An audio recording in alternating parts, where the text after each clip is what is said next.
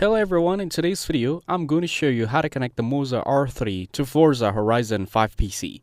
First, plug the Moza R3 wheelbase into your PC via USB.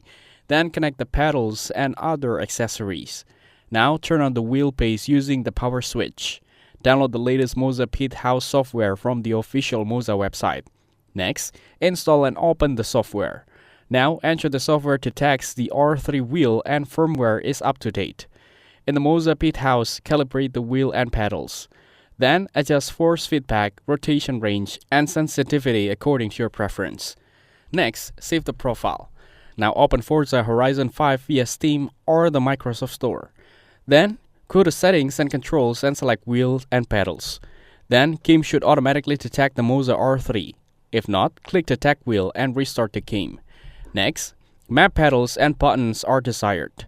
Then adjust steering sensitivity, force feedback strength, and dead zones. Finally, test the wheel in free roam or driving school to ensure all functions work. That's it. Thanks for watching. Don't forget to like and subscribe for more videos.